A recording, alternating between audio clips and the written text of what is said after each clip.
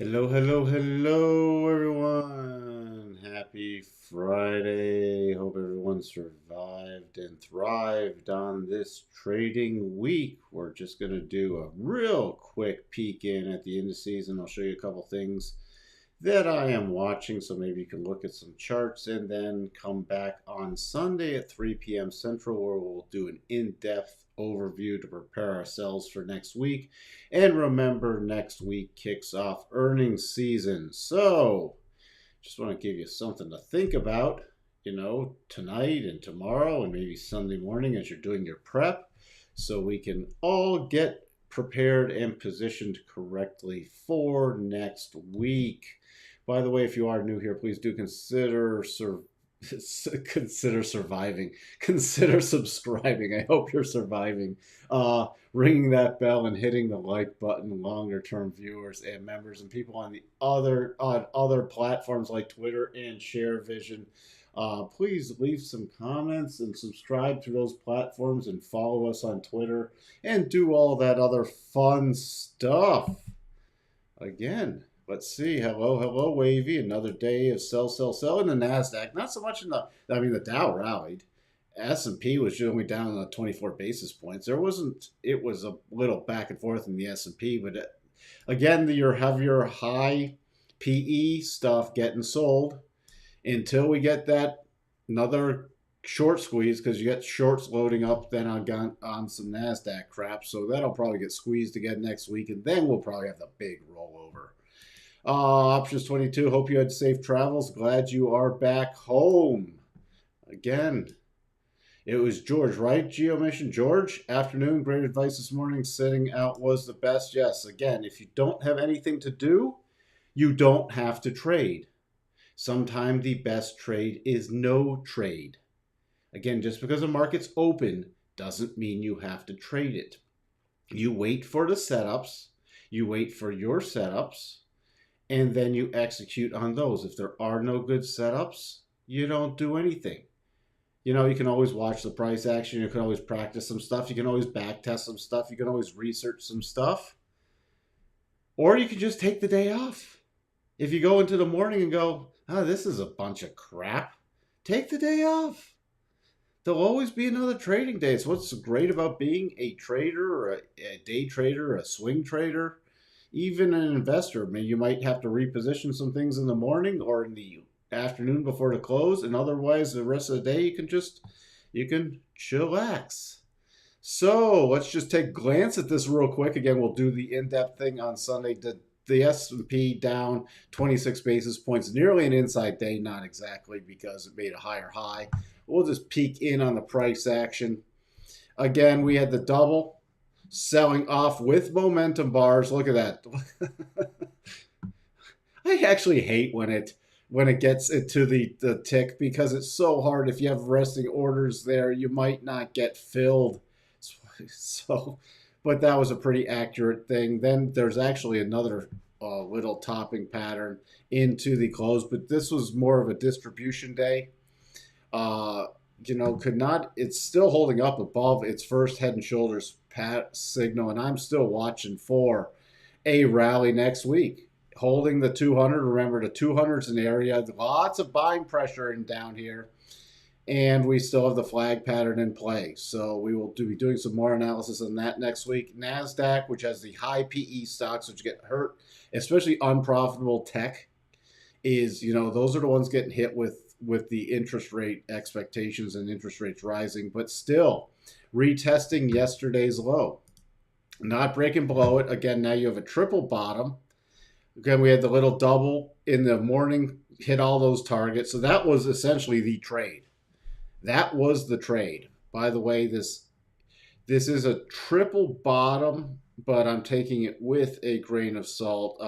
So we shall see. Now, this is a move back down. Does this reverse enough for a double? We will check it out just to be ahead of the game. Not quite. Not quite there. So we don't have a potential double down there. So could this continue a sell-off in the money? Yeah, with the 214,181. But this is proven to be strong support. So far, And the Dow, which is up today 40 basis points, never hit the targets on the head and shoulders at all. So that, that's why some of the stuff's holding up pretty decently with the amount of selling pressure. Now, the big boys are doing some selling and readjustments. I still think retail's doing some stupid buying in here. That's why I'm expecting another pop higher. Again, other than that, there's just a little double coming back down, reversing strongly, and then retesting support. So we will go over the Dow in depth on Sunday. Just wanted to give you a preview of some things I am watching. Again, hello, William. Thank you, William. Multiple doubles on the S&P today. Yes, there were. There was great. There's some back and forth trading in the with the doubles today. And again, those are not long-term trades. Those, a lot of them were just, hey, I'm in, I'm out. What about the ESS and shoulders on the monthly chart? If this, my long-term target will be 3,500. Let's on the monthly chart. Well, you're really go. ES head and shoulders on the monthly chart. I don't have it. You might. I do not. I don't have a well-formed right shoulder. I mean left shoulder, sorry. This could almost be a right shoulder, but let's check the weekly. Now the weekly, this would be, again, now it would be a downward sloping shoulder. I would not trade this as a head and shoulders. You might. It's more of getting to a rounded top distribution pattern still. So you might, let's see, and oh, sorry, that was sorry, I looked at the wrong market. That was a Dow. My fault. Here, let's check this on the weekly. All right, see, now here's shoulder, head. This was the prior shoulder. This is almost a double hump shoulder coming in. So I literally don't have anything that falls into the way I trade them. The way I trade them with my specific rules don't have anything that falls into that category. You might, which is fine. 3,500. I mean, that's the nice weekly area of the weekly 200. And, that's also a great long-term target anyways. Because that was the last major support base on the weekly back from September to November of 20. So do I like those potential targets still? Yeah, that's a good potential target for a long-term trade. Let's see. Growth got smacked again today. We'll take a look at that, and then we will take a look at some other stuff. 4-hour ES looks more in line for the head and shoulders. 4-hour. 4-hour, you could actually start to look at this as a head and shoulders, and the other way, why don't we here? That would be, I'm going to pull this one off for now. So here's what now this is an inverse head and shoulders. So you have a shoulder, head, double spike head. This is like a mohawk head and shoulders. Shoulder, it's very, very sloppy. But it could be definitely traded. It's reversing this move. That still, it looks like it still qualifies for me. So that shoulder, this is a very weak left shoulder versus strong right shoulder. Let's just take a look at that. Then we'll look at some more stocks. And we'll take a look at some of those ratios. Because we can go back and do this more on Sunday. I'm not going to make this a horribly long session. But we don't know where it would break yet. But it looks like even if it broke Sunday night, Monday morning, the first and second targets are within the reversal move. So that could be valid. We'll take a look at that more. Let's see what else we have. You were already bringing up ratios. Yep, that got smacked really nice. What's interesting is we do have some potential buy setups in here. So that's what I'm going to be watching for next week in case those trigger. Right to the 62.5. So this is a key area. Plus I might get a % beat buy. So we'll have to keep an eye on that to see if it triggers. This one we had that double, which yesterday completed and today just then kept going. So this one I think dropped below the 62.5. Nope, right there. Look at that. Wow. Holy smokes. Right to it. Can't make it even works with the ratios. Mega caps pulling back nicely. I'm watching for a bounce in mega caps next week. Again, these would be short-term plays, not yet to that 62.5. These would be short-term plays potentially, and I'm waiting for things to trigger. Like, since we're looking at this, Microsoft, we had the double top coming down. You got some support right there. Now we have a nice 4-hour double bottom with a potential gap play to the upside. Could it eke out a slightly lower low on Monday? And if it dives a lot lower, then the little doubles off the table. But this is one of the ones I will be keying off of next week. Gap fill, look at that. Double target right to the gap fill. Fantastic. And I might have a 4-hour %B buy signal on a 4-hour close. The first 4-hour bar Monday morning above this high of this bar, 299.81. If you want to play it a little safe, just watch for the close above 300. Yes, this is against the daily rotation zone or the 4-hour rotation zone, and we don't have the first cross of this, so it is slightly aggressive, but definitely a play that I will be watching for next week. Another thing I'm watching is where am I? Sorry. By the time it gets to Friday afternoon, I get a little worn out. Remember, we had the double on the XLF financial. Little bounce after getting below the targets, little bounce, and I'll review this in the sector overview. Why am I bringing it up now? We're getting a bounce. I have some potential plays that I'm watching for. And the XLF, just for a sneak preview, remember, come back this weekend. I will be posting a pre-recorded sector overview, but this did not tip into a sell signal.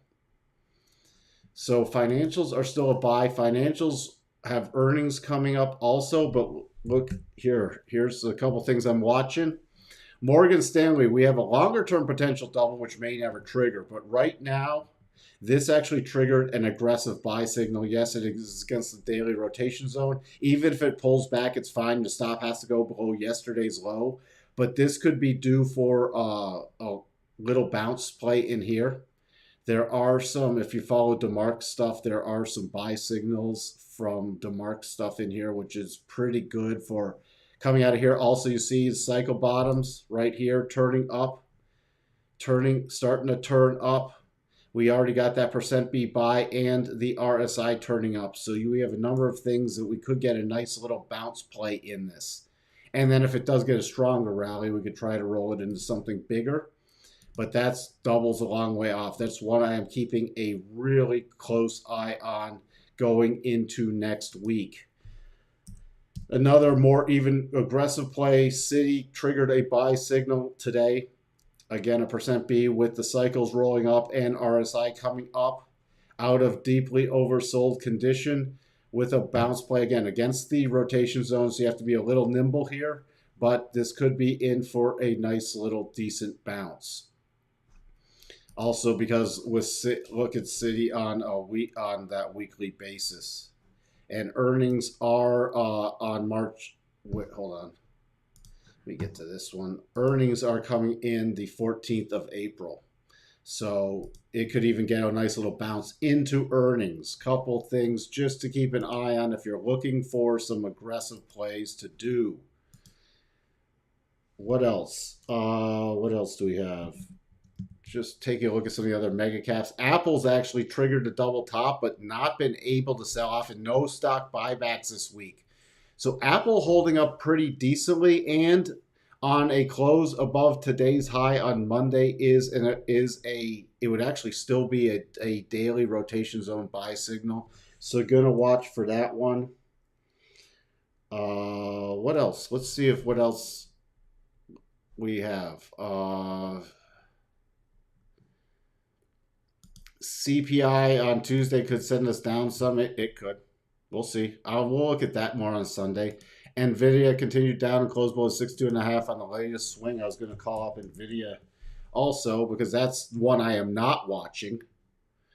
Because now, yes, we could get a bounce in here. It is against key support, but this then I'm watching for a longer term retest of the lows. Even if the bounce were to take me into a partial gap fill with the declining rotation zone, Nvidia is nothing I'm watching. This would not be my preferred play. Even though there's a buy setup and we're at cycle bottoms, just like in some other stuff, why is this not my preferred play? Why would I rather play a Microsoft versus an Nvidia?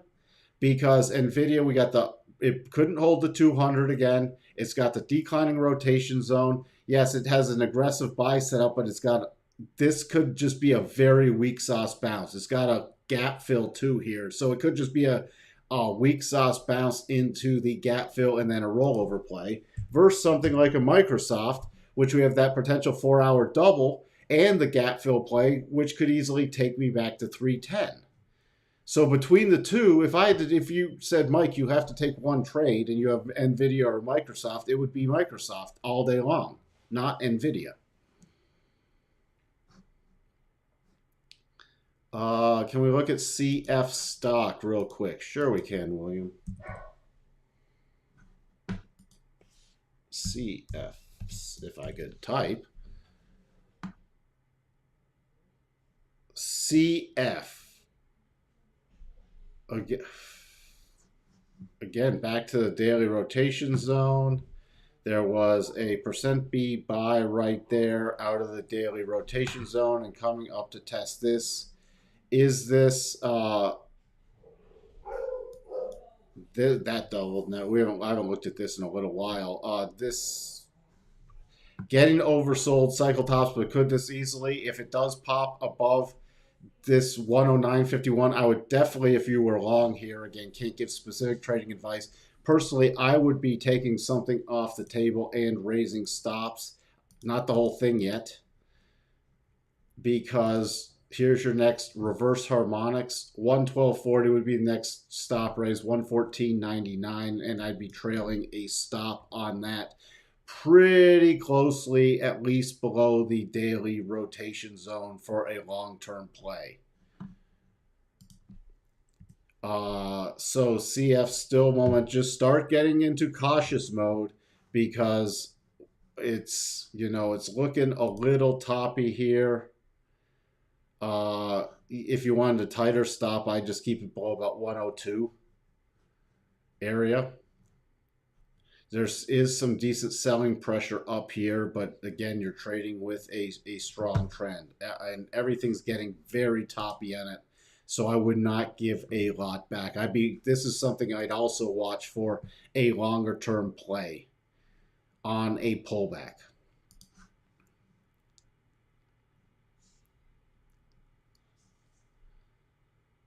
Looks like technology stocks. I mean, they just completed. Microsoft completed its pattern. Google, we had the double top coming back down. So this, by the way, the longer term double bottom is still in play. But we had that double top pattern. You see coming back down nearly to the final target. And if I don't have a reversal signal in here, there is a potential aggressive entry on a 4-hour close Monday morning above the high here for a little quick bounce play. But again, I'd still watch for the play like in Microsoft. What is my long-term target on NASDAQ?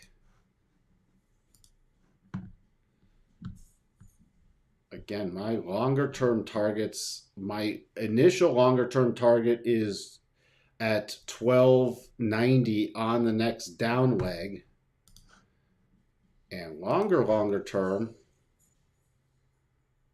I actually think we can eat. Then I'm going to 11,689. Then if we break that, this is my key area. 10,430 would be absolute lows. I don't think we'll get there. I actually think we could get to, on a major sell-off, about 11K. But here's my longer term area I'm really focused on. And that's a 50% up move from this bottom.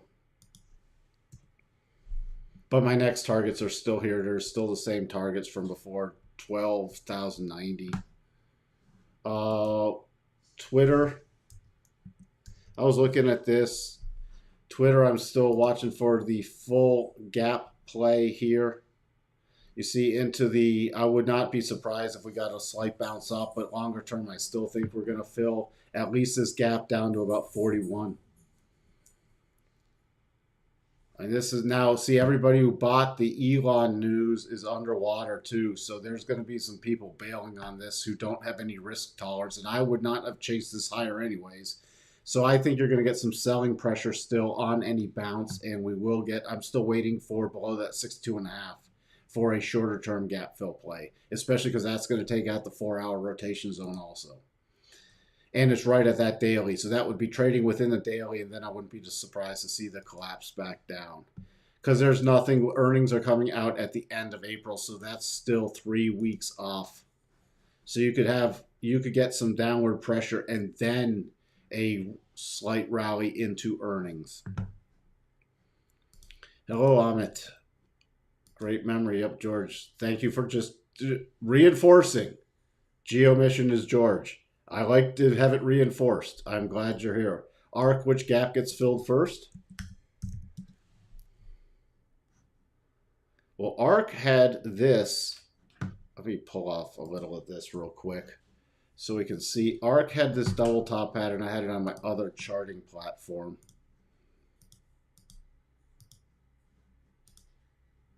And that already completed. My guess with ARC... What this is which gap gets filled first? Oh, I hate those kind of questions because right now I'd have to caveat it. If we get I think we could be in for a short squeeze of junk some point next week. If we get that, this will fill the gap first to the upside and then roll over. If we close below the 62.5 on Monday, then I'd favor the downside gap fill first. That's how I'd have to caveat it, because right now it's in no man's land between that 50 and 62. But if you do roll up and we get a short junk squeeze, because junk's getting heavily shorted again, and the NASDAQ is still held up remarkably well, even though it's hit the second target on the double, we could get another one of these silly short squeezes to bounce it next week, and then the big rollover play. Hypothetical, when you front run a 15-minute double that has a 5-minute close, when do you front run a double that has a 5-minute close? Also, whichever play 15-minute double that hits the first target before it triggered on a pullback. I still will play, to answer your second question, on a very short-term one. I will, especially if it's within my direction of my longer-term or my medium to longer-term bias. Okay, so I don't mind playing a very short one on even if it hits the first target. Now I keep it a tight little area on that. I don't want it to pull much farther back than, you know how I do the lines between the peak that triggers it and the candle bodies. I do not want it to pull back more in those candle bodies, else I won't be interested in it anymore. When do I front run a 5-minute double? In very active sessions, and it's got to be in a direction, again, of the longer term direction I'm looking to play. So if we have a double bottom on the 15-minute, and let's say it formed right prior to market open on a 15-minute, and then we're triggering it with starting to get some momentum into the open, and I'm already looking for a bullish play, because let's say we're in the 4-hour rotation zone going back up, that's when I would front run it. If we're against like the larger rotation zones and it's facing selling pressure, I would not front run it. I'd wait for a close. And if the close runs away from me, then it was not my trade. I don't mind missing a trade. I'd rather miss a trade than chase a trade. Chasing a trade can get you in a horrible reward to risk position, or you're trying to fudge your reward to risk so you can get in it, and that's never a good scenario. Again, there's always another trade. Yeah, I don't like to hold the high PE names besides little swing bounces, but you can also play them with some options. There are some wild swings.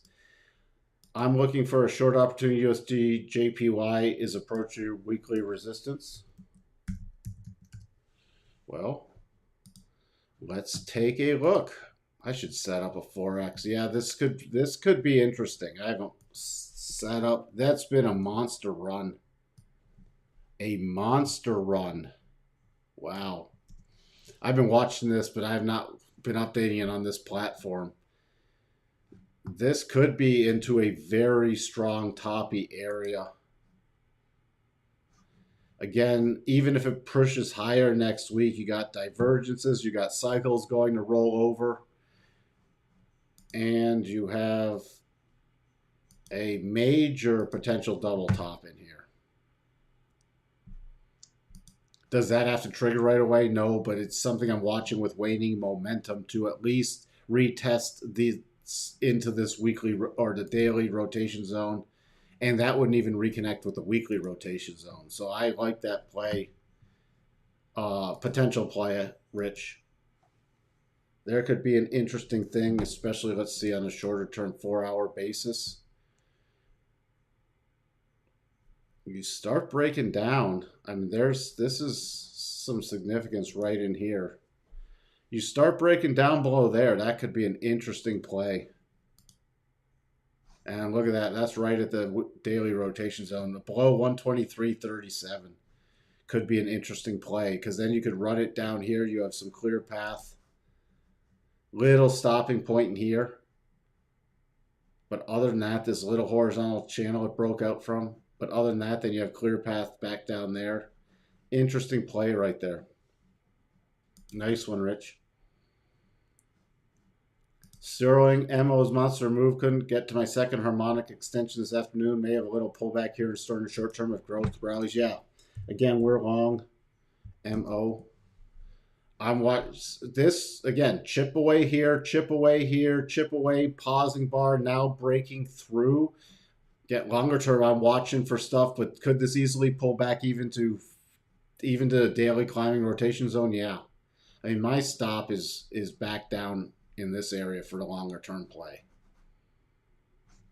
So I don't mind this pullbacks. And sometimes this can get a little volatile, and you see the weekly rotation zone in your other key area that it based at was here, and my stop's actually below this area.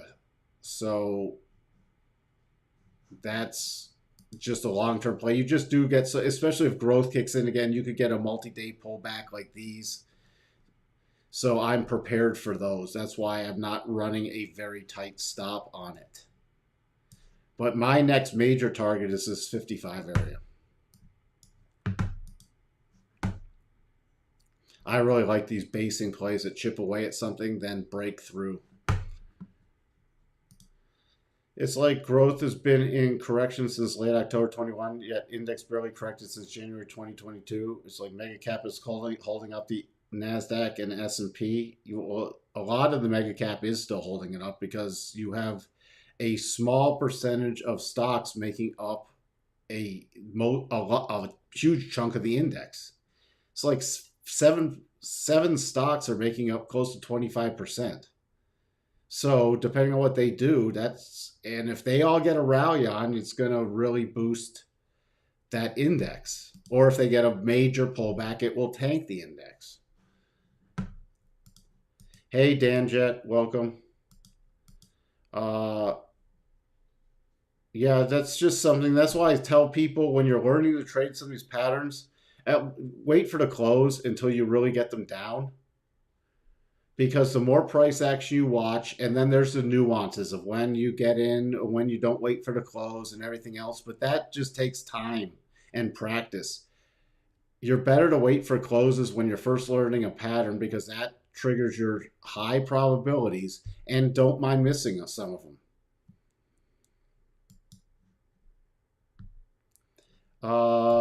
On on that note, I've been waiting for Lily to pull back in and has run away from me. Then yeah, Lily again. Lily had this sideways base, and over the last 3 days, this was the play right here. It was the gap and then runaway play. That was a monster rally. At this point, I would not be chasing Lily. They'll get a pullback. Lily will get a pullback. You see on weekly, see this is nowhere to chase right now. Because these stocks, when they turn, keep this in mind. When this thing turns, it could easily return to this 50% level over a series of 3 weeks. It could do another move like this. Okay? So this is where I'm not chasing Lily. I actually have an alert set. Might need to bump it up just a hair. Why do I have an order? We're at cycle tops, RSI tops. Oops. Hold on 1 second. There we go. Sorry, something changed on my RSI tops, cycle tops, pulling way away from the weekly. I'm just patient waiting for the bigger pullback on this. I'm actually going to right here. There's no way I'm chasing this, and that would actually freak people out if it dropped below this little area, but I'm focused back on here with the bigger pullback because you can get some wild swings on Lily. So, and if you didn't think it was going to get there, this is somewhere where you could do a 2-stage ad, and I planned it out ahead of time, like a pullback to this into the daily rotation zone, back to this is a partial ad. Then if it drops back down, even here or here, that's your full position ad, and then you have a nice price right in here for another rotation, longer term rotation play back up.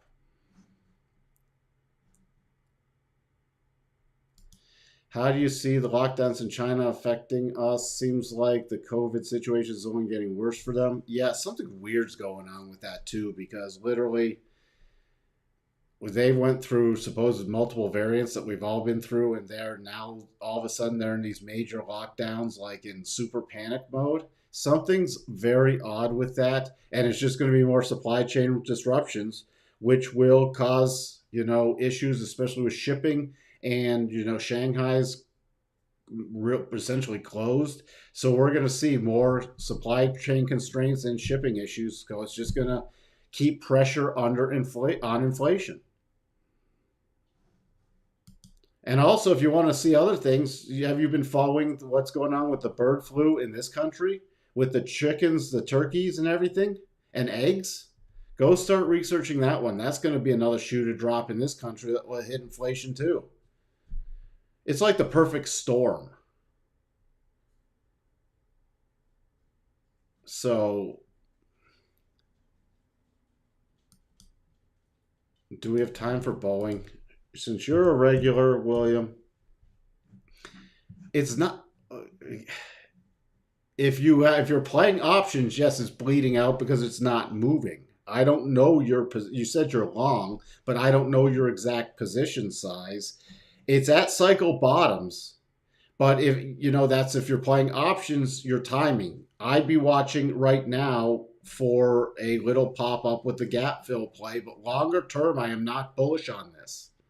There could be a little pop up fill play in this, but that would be very short. Then longer term, I'm watching for another rollover, and that's something after this breakdown right here, and if you look. Just always remember with stuff, put that 62.5 on, that closing right at it, but then this closing below it, it favors, even if you get the short-term pop, it favors a return to this low area. So keep that in mind with your position and manage it accordingly. Here are a few stocks to check out. Let's take a look at them real quick, then I'm going to wrap it up. I am really tired. Sorry about that. AAP already... Oh, that was Apple. I'm like, how did I get... AAP, nice breakout above the 200. Going into some resistance. Yeah, stuff's getting overbought. I'd watch for a pullback play on this. There could be a nice pause or pullback play.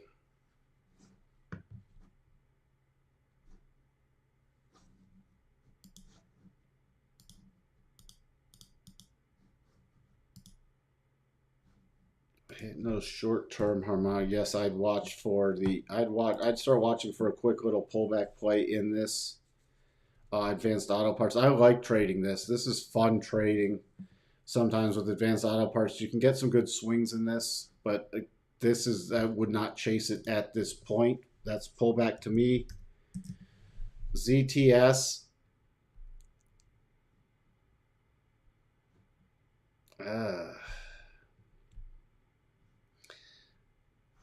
That could be interesting on a play back to 197 with a rising rotation zone, a breakout from this base. You could try to do something on a nice little pullback here, and then if it really gets going above about 204, you're targeting 208. Your first target to that could be an interesting play on a little pullback for me.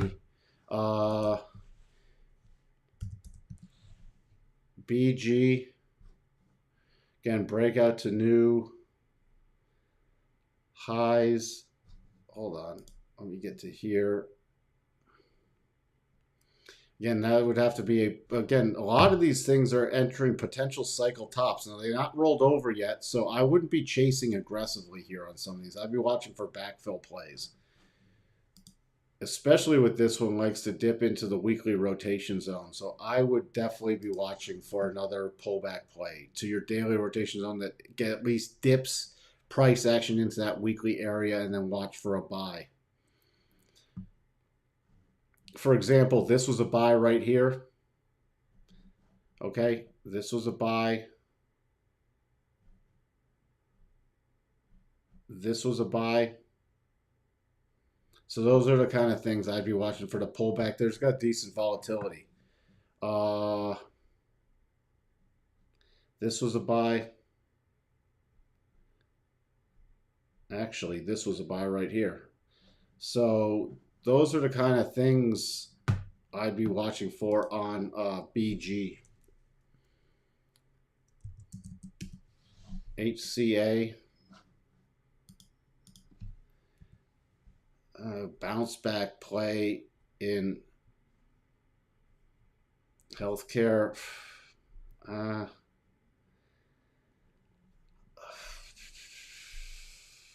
There could be a little more room to run to the upside. You're still in a clear path. You've already hit your first target. I'd be definitely, if you're already long, raising stops here. Here was the buy. There was actually a buy on it on the 6th of April. This was the buy pattern back above the 200 and a %B buy, running up, hitting the into a clear path. Your first target was 258, 259 roughly, and then your second target's right up here. If I could choose the right line. So 264.45 area. And you got a lot to chew through up here, so that's definitely a raise a stop area on HCA.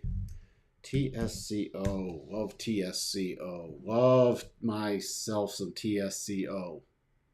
Tractor Supplies. There's been some long-term great trading in this thing.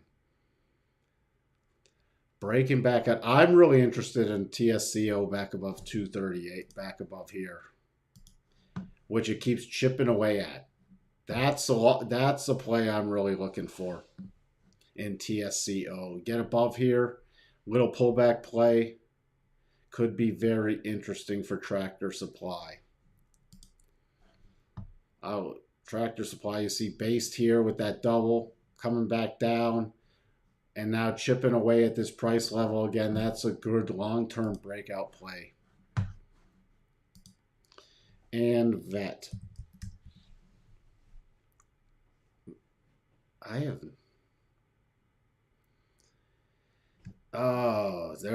don't have anything on that right now. It's starting to break down. Cycles aren't yet at the bottom. This would be just one I'm sitting on my hands. I'd be sitting on my hands watching for a better longer term pattern. There's nothing I have in that. Yeah, tag your jack with Lily. Just wait. Be patient. There'll be another play in Lily. Don't worry about that. People don't realize COVID is still here. As I said, slowly Toronto is entering back into lockdown. It sucks, but there's no real solution, even for the vaccines are only effective for a few months. But all right, if people are getting sick, how bad is it?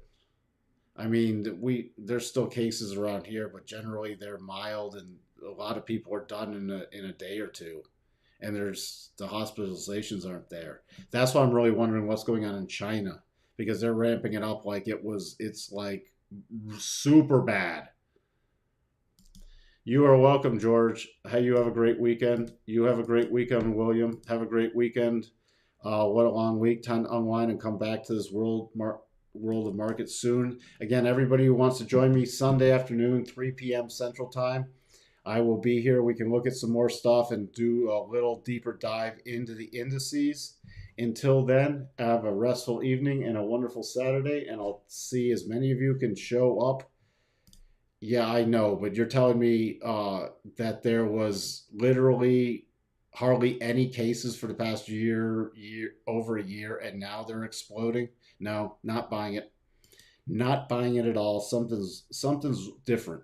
Something's different. I know they've had a zero COVID policy for a while, but you're telling me with all these variances that there was little, there was nothing, because I mean, look at all the lockdowns that were in the U.S. and Canada over the variants for the past year and a half.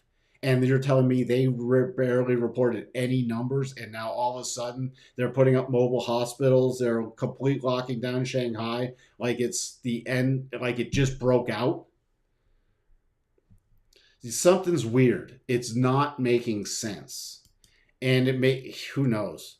Need a reason to further crimp supply chains, and it could be strategic. It could be a few other things. I also think there's something with a new variant that's hitting kids a lot harder. So we shall see. It will be interesting, and I will leave it at that. Yep, truth will come around soon enough. Well, it's still China involved, so we shall see. Uh, Again, have a great weekend. Talk to everyone later. Hope you got some trading ideas for some stocks to do some more analysis on this weekend. And if you want us to look at anything again on Sunday, we shall do so.